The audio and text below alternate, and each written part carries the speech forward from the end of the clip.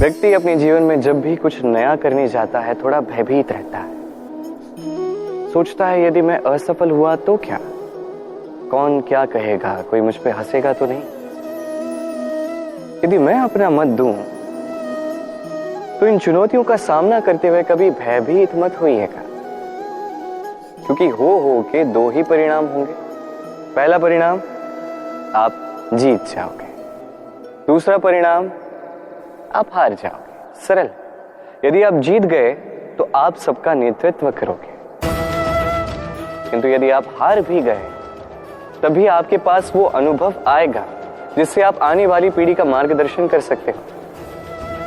अब सोचो, इस मार्गदर्शन से आप किसी की सहायता करें जिससे वो अपना स्वप्न पूर्ण कर सकता है। बहुत बड़ी पुण्य की बात है। एक सरल सी बात समझ लीजिए, जीत हो या हार दोनों एक ही ओर ले जाते हैं और वो है जीत की ओर। बस अपना दृष्टिकोण शुभ रखिए और अपनी चुनौतियों को सीमित मत कीजिएगा, इन सीमाओं को चुनौती दीजिए। स्वयं के इस व्यक्तित्व को विशाल बनाइए, शक्तिशाली बनाइए। ये संबंध है गुरु और शिष्य का। गुरु उस प्रत्यंचा की भांति होता है, स्वयं को पीछे रख के शिष्य को उसके गंतव्य की ओर ले जाता है, उसे अपना लक्ष्य साधने देता है और सदैव कठोर रहता है ताकि शिष्य अपने लक्ष्य से कभी चूके न।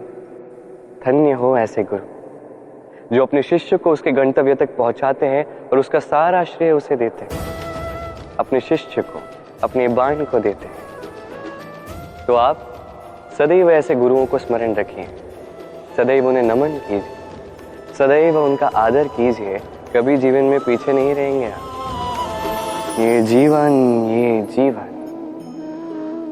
कहने को तो अत्यंत कठिन है। ये जीवन क्या करे हे नारायण, अब इसे सरल कैसे बनाया जाए, यही प्रश्न आ रहा है ना मन में। इसका उत्तर स्वयं उस व्यक्ति में छिपा है, उसके निर्णय पर, उसके चयन में छिपा है। अब जीवन के ये कठिन क्षण जो होते हैं ये उस प्रसंग की भांति होते हैं जैसे आप चल रहे हैं और अचानक से पांव में कांटा चुभ जाता है। अब व्यक्ति क्या करेगा? कोई ऐसा व्यक्ति भी होता है जो उस पीड़ा के कारण, उस पीड़ा के भय के कारण पीछे हट जाता है। कोई ऐसा व्यक्ति भी हो सकता है जो उस चोट को ठीक करने में समय व्यर्थ कर जाएगा। कितना? पूछो। ऐसा व्यक्ति भी हो सकता है जो उस कांटे को उठाकर उसका उपयोग कील की भांति करे, दीवार पर उसे लगाए, उस पर कोई सुंदर सा चित्र लगाए जिससे उस दीवार को और सुंदर बनाया जा सकता है। यही जीवन के साथ भी होता है।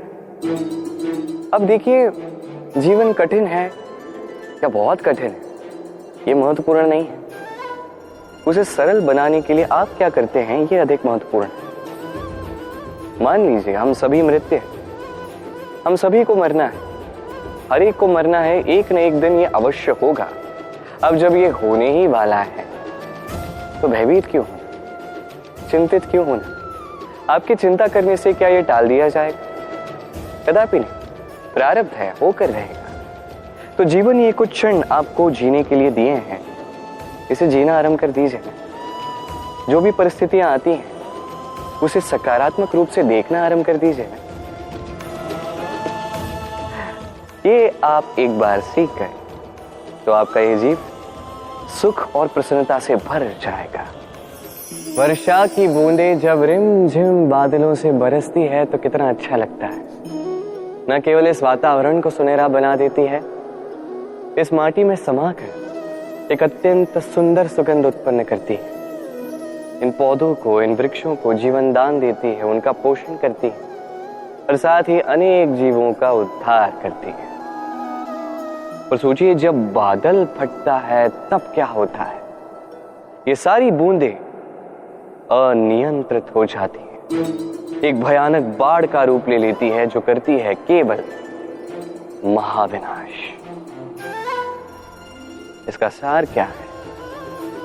इसका सार है कर्म कीजिए किंतु नियंत्रण में। यदि आप नियंत्रित नहीं रहे तो आप भी जीवन रूपी वर्षा के स्थान पर एक भयानक बाढ़ का रूप ले लेंगे।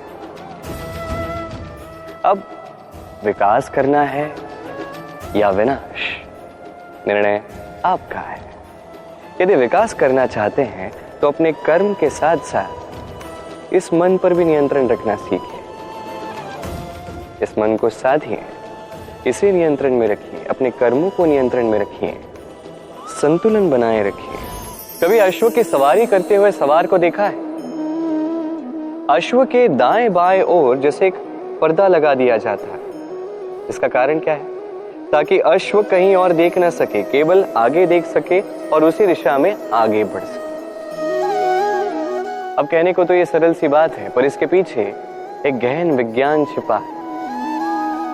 आपको यदि जीवन में लक्ष्य प्राप्त करना है तो आपको भी यहां वहां देखना छोड़ना होगा, केवल आगे अपने लक्ष्य की ओर देखना होगा, तभी सफलता प्राप्त कर सकोगे। अश्व तो एक पशु है, उस पर लगाम लगाई जाती है, आंखों के दाएं बाएं पर्दे लगा दिए जाते हैं। आप मनुष्य हो, आप पर कौन लगाम लगाए? कोई नहीं। आपको स्वयं ये करना है। अपने मन में झांकिए और भावनाओं पर लगाम लगाइए, उन्हें नियंत्रण में रखिए और अपनी दृष्टि आगे केवल अपने लक्ष्य पर। स्मरण रखिएगा, यदि आपका ध्यान केवल और केवल अपने लक्ष्य पर होगा तो लक्ष्य अवश्य साधोगे। यदि ध्यान यहां वहां भटक गया तो लक्ष्य कहीं भटक जाए। यथा राजा तथा प्रजा, यथा बीज तथा मुक्रम, यथा भूमि तथा अंकुर। कितने सुंदर शब्द हैं, और जितने सुंदर है उतना ही गहरा इनका अर्थ भी है। जैसा राजा होगा वैसी प्रजा होगी, जैसी भूमि होगी वैसा ही अंकुर भी। कभी गहराई में जाके इन शब्दों को समझने का प्रयास किया है आपने? राजा इस शब्द का मूल है रज। रज का अर्थ है माटी, अर्थात राजा वो जो माटी से जुड़ा, राजा वो जो प्रजा का सम्मान करे, उनका ध्यान रखे, उनके नेत्रों में अश्रु देखते ही चिंतित हो जाए और उनके अश्रु पोंछने के लिए हर संभव प्रयास करे, उन्हें सुखी रखने का हर संभव प्रयास करे। ये होता है राजा। अब ये सारे गुण यदि राजा में ना हो तो प्रजा में असंतोष जागता है।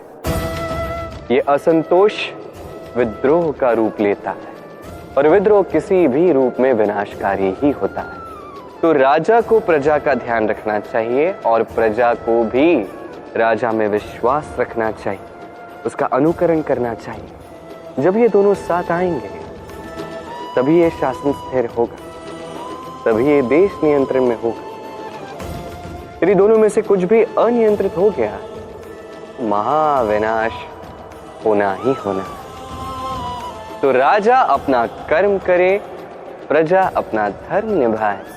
बरगद का वृक्ष, वट वृक्ष, इस संसार के सबसे विशाल वृक्षों में से एक है। क्या कुछ नहीं करता, अनेक वर्षों तक ये वृक्ष जीवित रहता है, ये सदैव बढ़ता ही जाता है। कितने सारे पक्षियों को, पशुओं को ये आश्रय देता है।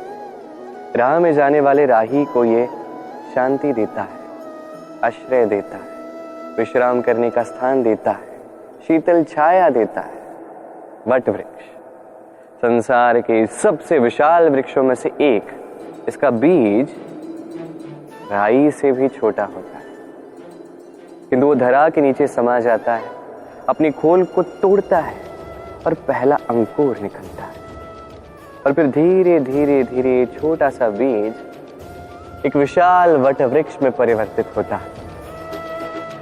जीवन में सफलता पानी है तो भी यही मार्ग है। छोटे छोटे कार्यों से आरंभ करना होगा। इसलिए छोटे कार्यों से कभी घृणा मत कीजिए। छोटा कार्य करने में कोई लज्जा नहीं आनी चाहिए। यदि यही छोटे छोटे कार्य पूर्ण निष्ठा से, पूर्ण मेहनत से, लगन लगा के करोगे तो इन छोटे कार्यों का भी आकार बढ़ता जाए। इसलिए कार्यों को कार्यों की भांति ही देखें, छोटे कार्य या बड़े कार्य नहीं, कार्य करते जाइए। जीवन में अपना अस्तित्व भी बरगद के वृक्ष से भी विशाल बना दें। समय क्या है ये समय? समय एक सीधी रेखा तो कदापि नहीं। समय एक चक्र है, जहां से आदि है वही अंत है, और जहां अंत है वहीं से एक नया आरंभ भी। ये समय एक अत्यंत विचित्र सोच है, विचित्र भावना है, एक विचित्र वस्तु है जो किसी की समझ नहीं आती। इस समय की लीला, जिसका कोई प्रमाण नहीं, कोई ज्ञान नहीं, कोई माप नहीं, बस इतना हम जान सकते हैं कि जहां अंत होगा वहां से एक नया आरंभ भी होगा। जो आज आपके पास है वो कल किसी और के पास जाएगा, तत्पश्चात उसके यहां से भी किसी और के पास जाएगा, तत्पश्चात उससे भी छीन लिया जाएगा। बस यही नियति, एक से दूसरे तक का आदान प्रदान का ये समय आपका समय। तो इस समय का उपयोग कीजिए, इस समय को जी लीजिए। आपको केवल इतना सुनिश्चित करना है कि आप कौन से पक्ष में हैं।